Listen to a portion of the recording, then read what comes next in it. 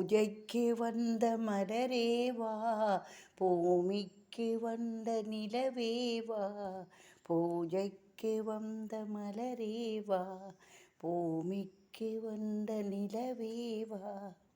இனிய காலை வணக்கம். இன்று திங்கட்கிழமை, சந்திரனுக்குரிய நாள் மலர்ந்திருக்கின்றது. எல்லோருக்கும் இறைவனுடைய ஆசியும் அருளும் அமைதியும் கிடைக்க வேண்டும் என்று இறைவனை வேண்டிக் கொண்டு, இந்த பூக்கள் தான் இன்று என்னுடைய வளவில் கிடைத்த கொஞ்சம் பூக்கள். எல்லாம் நிறைய பூக்கிறது இல்லை. காலை சாமிக்கு வைப்பதற்கு இதுதான் கிடைத்தது.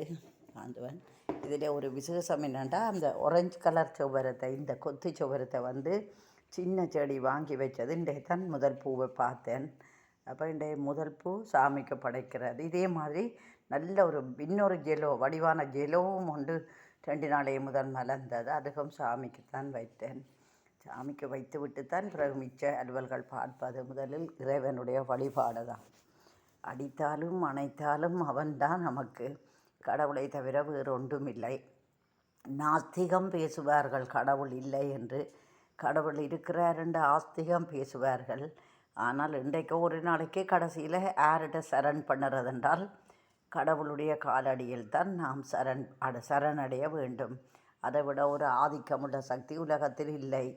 இந்த பெரிய பெரிய யுத்தங்களை நடத்தி கொண்டிருக்கின்ற பெரிய வல்லரசுகள் எத்தனை ஆயுத படபலத்தை குவித்தாலும் எல்லோருக்கும் ஒரு நாளைக்கு வாழ்க்கைக்கு ஒரு முடிவு இருக்கும். அந்த முடிவை தீர்மானிப்பது அந்த இறைவன் தான். எல்லாமே சரியாக நடக்க வேண்டும் இந்த உலகத்தில் என்றால் எல்லோரும், மனிதர்கள் எல்லோருமே முதல் நல்ல மனப்பாங்கோடு வளர்க்கப்பட வேண்டும். இந்த சிறு குழந்தைகள் நல்ல மாதிரி வளர்க்கப்பட்டால், அதாவது முதலாவது அன்னையின் மடி, தாயின் மடியிலிருந்து கடைசி பள்ளிக்கு சென்று பிறகு அது தன்னுடைய நண்பர்கள் சிறார்கள் என்று அதனுடைய நட்பு வட்டம் விரிவடைந்து வீட்டு குடும்ப மட்டம், கிராம மட்டம், நாட்டு மட்டம், அயல் நாட்டு மட்டம், சர்வதேச மட்டம் என்று அது விரிவடைந்து செல்லும். அவரவருடைய வாழ்க்கையில் அவரவருடைய வாழ்க்கையின் அமைப்புகளுக்கு ஏற்றதாக செல்லும். இந்த சகபாடிகள், நண்பர்கள் என்பது முக்கியமான ஒன்றாக அமைகிறது. அந்த நட்புகள் நல்ல நட்புகளாக அமைய வேண்டும்.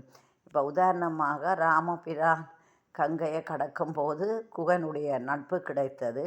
அந்த நட்பு அவருக்கு வனவாசம் செய்த காலத்திலே எவ்வளவோ உதவிகளாக இருந்தது. ஏனென்றால் அந்த நட்பு உன்னதமான நட்பு.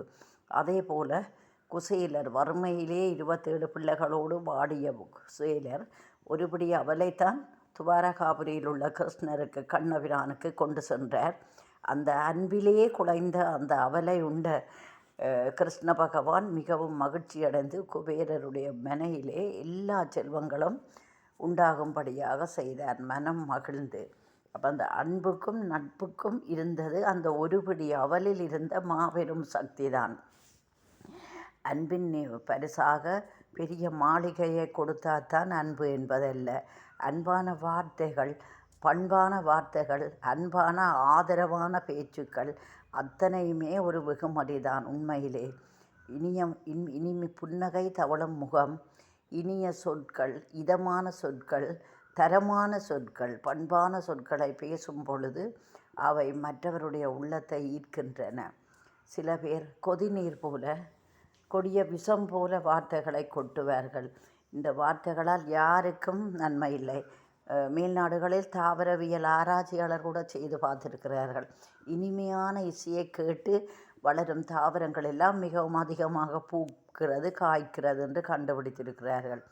எனவே அந்த எமக்கு மட்டுமல்ல, அந்த தாவரங்களுக்கு கூட, எம்மிலும் பார்க்க அறிவில் குறைந்த ஒரு உயிரினம்தான் தாவரங்களும். அதற்கு கூட அந்த இசையை உள்வாங்குகின்ற அந்த தன்மை இருக்கிறது என்று சொன்னால் யாரும் நம்புவார்களா? நம்ப மாட்டார்கள்.